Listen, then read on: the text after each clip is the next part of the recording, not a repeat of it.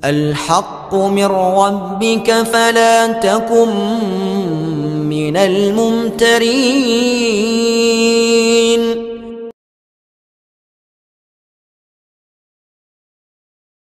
Dukun dakwah Al-Haqqu TV, pembangunan asrama, panti asuhan dan pondok pesantren Al-Haqqu, serta pembangunan Masjid Islami Center Al-Haqqu. Salurkan donasi Anda melalui Bank Syariah Indonesia dengan nomor rekening 7726170370 dengan kode bank 451 atas nama Muhammad Rais, pengasuh panti asuhan dan pondok pesantren Al-Haqqu.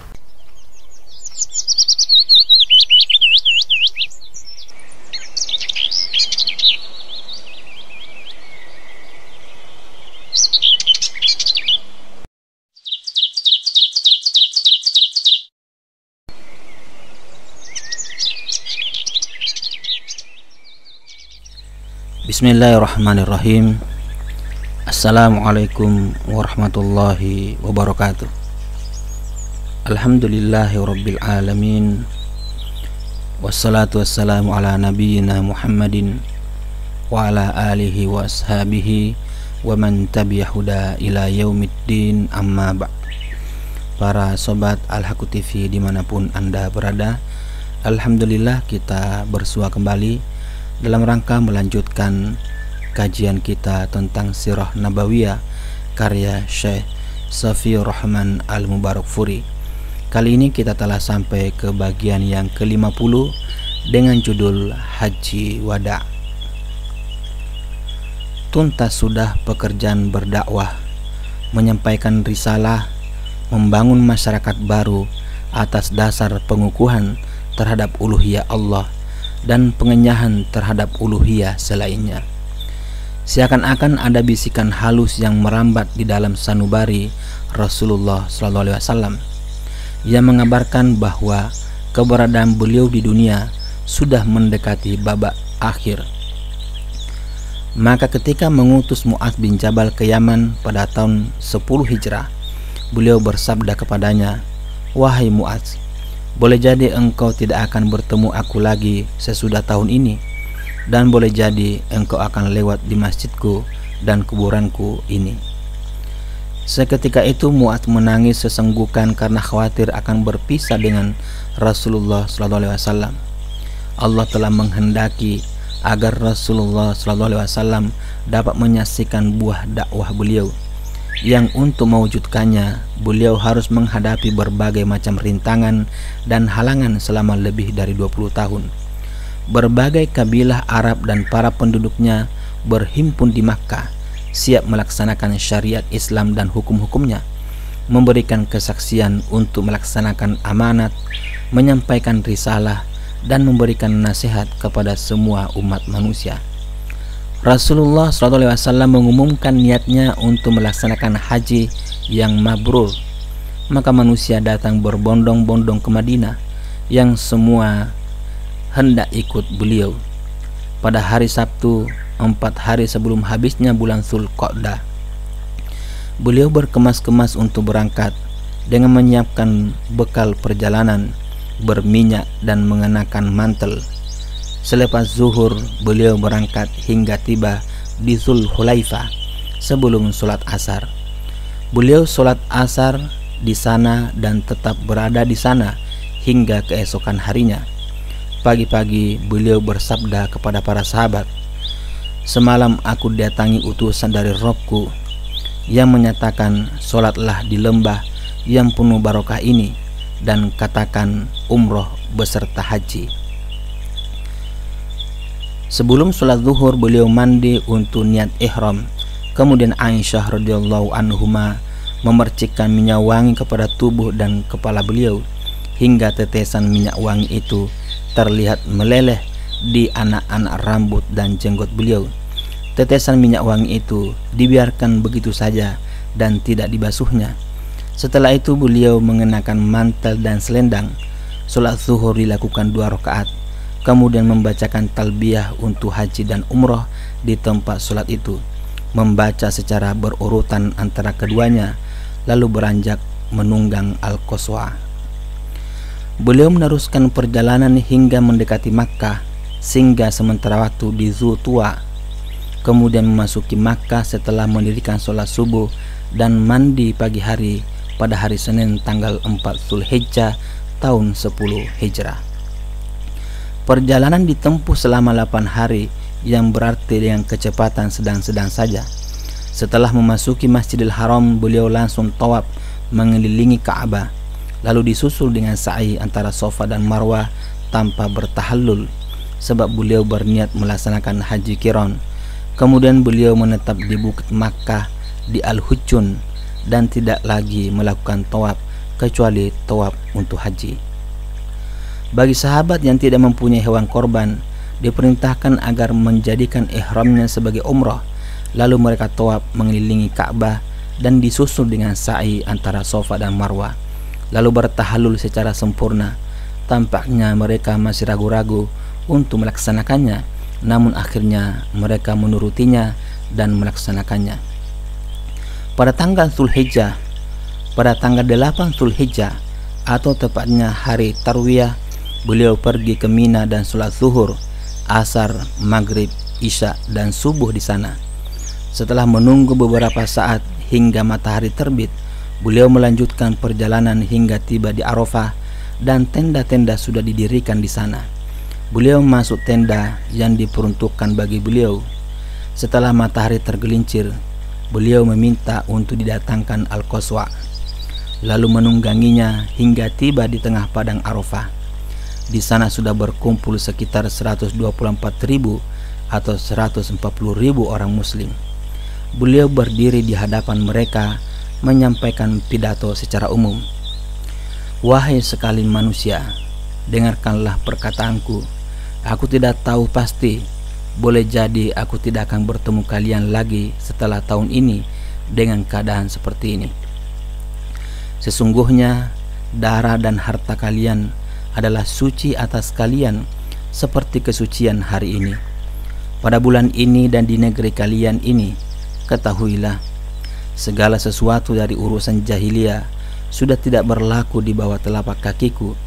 Darah jahiliyah tidak berlaku, dan darah pertama dari darah kita yang kuhapuskan adalah darah Ibnu Rabi'ah bin Al-Haris.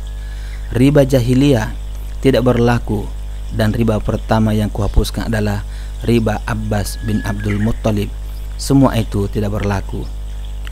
Bertakwalah kepada Allah dan masalah wanita, karena kalian mengambil mereka dengan amanat Allah, dan kalian menghalalkan kemaluan mereka dengan kalimat Allah. Kalian mendapatkan hak atas mereka, bahwa mereka tidak boleh mendatangkan seorang pun yang kalian benci ke tempat tidur kalian. Jika mereka melakukan hal ini, maka pukullah mereka dengan pukulan yang tidak menyakitkan. Mereka mendapatkan hak atas kalian, rezeki dan pakaian mereka dengan cara yang ma'ruf. Aku telah meninggalkan di tengah kalian sesuatu yang sekali-kali kalian tidak akan tersesat sesudahnya, selagi kalian berpegang teguh kepadanya, yaitu kitab Allah. Wahai manusia, sesungguhnya tidak ada nabi lagi sesudahku, dan tidak ada umat lagi sesudah kalian. Ketahuilah, sembahlah Rabb kalian, dan laksanakanlah sholat 5 waktu kalian. Laksanakan puasa Ramadan kalian, bayarkanlah zakat kalian dengan sukarela, tunaikanlah haji di rumah Rabb kalian, dan taatilah waliul amri kalian. Niscaya kalian masuk surga yang disediakan Rabb kalian. Tentunya kalian bertanya-tanya tentang diriku, lalu apa yang kalian katakan? Mereka menjawab, kami bersaksi bahwa engkau telah bertablik, melaksanakan kewajiban dan memberi nasihat. Lalu beliau bersabda sambil mengacungkan jari telunjuknya ke langit dan mengarahkannya kepada orang-orang. Ya Allah, persaksikanlah. Beliau mengacungkannya 3 kali. Adapun yang berseru di hadapan orang-orang menirukan sabda beliau ini adalah Rabi'ah bin Umayyah bin Khalaf. Setelah Nabi SAW selesai menyampaikan pidato, turun firman Allah Subhanahu wa taala, A'udzu billahi minasyaitonir rajim.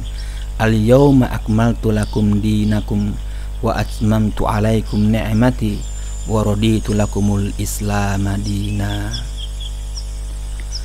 Pada hari ini telah kusempurnakan untuk kamu agamamu, dan telah kucukupkan kepadamu nikmatku, dan telah kuridhoi Islam itu jadi agama bagimu. Quran Surat Al-Ma'idah ayat 3. Umar bin Al-Khattab yang mendengarnya tak kuasa menahan air matanya. Ada yang bertanya, "Mengapa engkau menangis?" Dia menjawab, "Sesungguhnya setelah kesempurnaan itu hanya ada kekurangan." Setelah pidato itu, Bilal melantungkan azan dan disusul iqamat.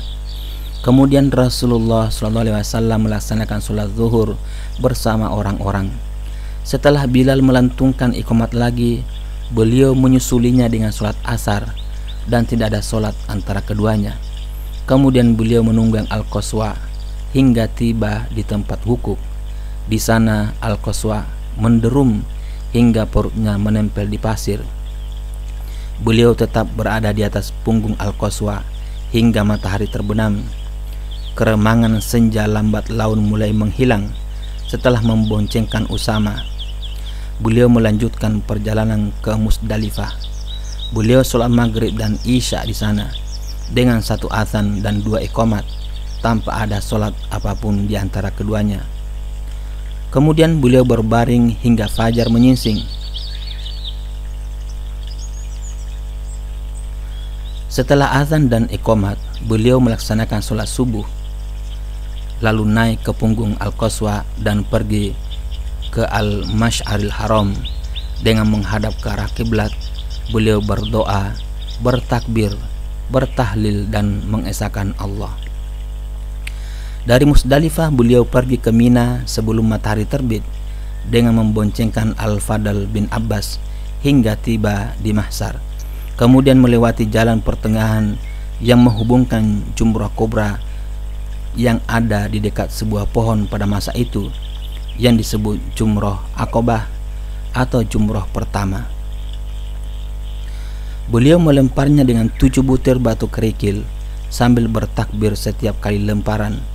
Kemudian beliau beranjak ke tempat penyembelihan kurban dan menyembelih 63 ekor onta dengan tangan beliau sendiri.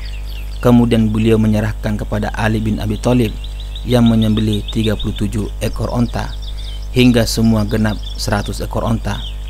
Beliau memerintahkan untuk mengambil sebagian daging dan dari masing-masing ekor onta, lalu dimasak dan beliau memakan daging dan meminum kuahnya. Dengan menunggang Al-Qaswa, beliau pergi menuju Ka'bah dan sholat zuhur di Makkah. Beliau menghampiri orang-orang dari Bani Abdul Muttalib yang sedang mengambil air di sumur Samsam. Beliau bersabda, "Biarkanlah orang-orang Bani Abdul Muttalib. Kalau tidak karena ada orang-orang yang akan merebut air minum kalian, tentu aku sudah bergabung bersama kalian." Lalu mereka menyodorkan setimba air, lalu beliau meminumnya. Pada hari korban atau tanggal 10 Zulhijjah, tepatnya pada waktu duha, Nabi SAW menyampaikan pidato dari atas pungguk bigol yang diturunkan Ali dengan suara nyaring. Sementara orang-orang ada yang berdiri dan ada pula yang duduk-duduk. Isi pidato kali ini banyak mengulang pidato yang beliau sampaikan sehari sebelumnya. Asy-Syaikhani meriwayatkan dari Abu Bakrah, dia berkata, Nabi SAW menyampaikan pidato kepada kami pada hari korban. Beliau bersabda, "Sesungguhnya zaman itu berputar seperti bentuknya saat langit dan bumi diciptakan. 1 tahun ada 12 bulan, diantaranya 4 bulan suci, 3 bulan berturut-turut, yaitu Dzulqa'dah, Dzulhijjah, dan Muharram, serta Rajab yang terletak antara 2 Jumadah dan Sya'ban." Beliau bertanya, "Bulan apakah kali ini?" Kami menjawab, "Allah dan Rasulnya lebih mengetahui." Beliau diam saja hingga kami mengira beliau akan memberikan nama lain. Beliau bertanya, "Bukankah ini bulan Dzulhijjah?" Begitulah jawab kami. Beliau bertanya, negeri apakah ini? Allah dan Rasulnya lebih mengetahui, jawab kami. Beliau diam saja hingga kami mengira beliau akan memberikan nama lain. Beliau bertanya, bukankah ini negeri kalian? Begitulah jawab kami. Beliau bertanya, hari apakah ini? Allah dan Rasulnya lebih mengetahui, jawab kami. Beliau diam saja hingga kami mengira beliau akan memberikan nama yang lain. Beliau bertanya, bukankah ini hari korban? Begitulah jawab kami. Beliau bersabda, sesungguhnya darah, harta, dan kehormatan diri kalian adalah suci atas kalian seperti kesucian hari ini, di negeri kalian ini, dan pada bulan kalian ini. Kalian akan menghadap Rabb, lalu Dia akan menanyakan amal-amal kalian. Ketahuilah, janganlah kalian menjadi sesat kembali sepeninggalku, hingga sebagian di antara kalian memenggal leher sebagian yang lain. Ketahuilah, apakah aku sudah menyampaikan? Benar, jawab mereka. Ya Allah, persaksikanlah. Hendaklah yang hadir mengabarkan kepada yang tidak hadir. Berapa banyak orang yang menyampaikan lebih sadar daripada orang yang mendengar. Dalam suatu riwayat disebutkan, beliau bersabda dalam pidato itu, ketahuilah, janganlah seseorang menganiaya diri sendiri, menganiaya anaknya, dan anak menganiaya bapaknya. Ketahuilah, sesungguhnya setan telah putus asa untuk dapat disembah di negeri kalian ini selama-lamanya, tetapi dia akan ditaati dalam kaitannya dengan amal-amal yang kalian remehkan, dan dia pun ridho kepadanya. Pada hari-hari tasyrik, beliau berada di Mina untuk melaksanakan manasik haji lainnya dan mengajarkan syariat, berzikir kepada Allah, menegakkan sunnah-sunnah petunjuk berdasarkan milah Ibrahim, mengenyahkan tanda-tanda syirik dan pengaruhnya. Pada sebagian dari hari tasyrik itu, beliau juga menyampaikan pidato. Abu Daud meriwayatkan dengan isnad hasan dari Sirah binti Nabhan. Dia berkata, Rasulullah SAW menyampaikan pidato kepada kami pada hari Ru'us. Beliau bersabda, bukankah hari ini adalah pertengahan hari-hari tasyrik? Pidato beliau pada hari ini sama dengan pidato beliau pada hari kurban. Pidato itu disampaikan setelah turunnya surah An-Nasr. Pada hari nafar kedua atau pada tanggal 13 Zulhijjah, Nabi SAW melakukan nafar dari Mina hingga tiba di kaki bukit perkampungan Bani Kinana. Beliau berada di sana menghabiskan sisa hari itu dan malam harinya. Jadi beliau sholat zuhur, asar, maghrib, dan isya di sana, lalu tidur barang sejenak. Kemudian beliau kembali ke Ka'bah dan melakukan tawaf wada. Beliau juga memerintahkan para sahabat untuk melakukan tawaf.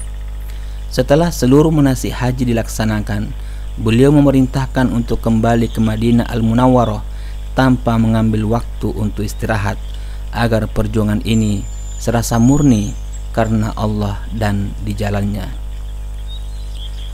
Satuan perang yang terakhir. Pamor pemerintahan Romawi telah mendorongnya untuk membungkam hak hidup bagi Islam dan membunuh para pengikut mereka yang masuk Islam, seperti yang mereka lakukan terhadap Farwah bin Amr al-Jusami yang sebelumnya menjadi gubernur di Ma'an yang ada di bawah kekuasaan Romawi. Karena pertimbangan kecongkakan dan kesombongan orang-orang Romawi ini, Rasulullah SAW mempersiapkan pasukan yang besar pada bulan Safar tahun 11 Hijrah. Beliau mengangkat Usama bin Zaid sebagai komandan pasukan perang. Beliau memerintahkannya untuk berkubu di Balqa dan Darum di wilayah Palestina dengan tujuan untuk menakut-nakuti pasukan Romawi dan sekaligus mengembalikan kepercayaan orang-orang Arab yang menetap di daerah perbatasan, agar tidak ada orang yang beranggapan bahwa masuk Islam itu membahayakan nyawanya. Namun orang-orang berbicara kasak-kusuk tentang komandan pasukan perang karena umurnya yang masih terlalu muda, sehingga mereka tidak segera memenuhi panggilan untuk bergabung. Mengetahui hal ini, Rasulullah SAW bersabda, Jika kalian menyaksikan kepemimpinannya, sama saja kalian menyaksikan kepemimpinan bapaknya. Demi Allah, dia benar-benar orang yang layak memegang kepemimpinan. Dia benar-benar orang yang paling kucintai, dan dia adalah orang yang paling dicintai orang-orang sepeninggalku. Karena sabda beliau ini, orang-orang segera bergabung bersama pasukan Usama bin Zaid. Mereka berangkat hingga tiba di Al-Jur, sejauh 1 farsakh dari Madinah. Hanya saja karena ada kabar tentang sakitnya Rasulullah SAW, mereka menjadi ogah-ogahan untuk melanjutkan perjalanan hingga mereka mengetahui apa yang ditakdirkan Allah terhadap diri beliau. Rupanya Allah telah mentakdirkan bahwa satuan pasukan ini merupakan satuan pasukan yang pertama pada Khalifah Abu Bakar As-Siddiq radhiyallahu anhu. Demikian sobat Al-Haqqu TV, penyampaian materi Sirah Nabawiyah karya Syekh Safiyur Rahman Al-Mubarakfuri bagian yang ke-50 dengan judul Haji Wada. Semoga bermanfaat. Lebih kurangnya mohon dimaafkan. Billahi taufik wal hidayah. Wassalamualaikum warahmatullahi wabarakatuh.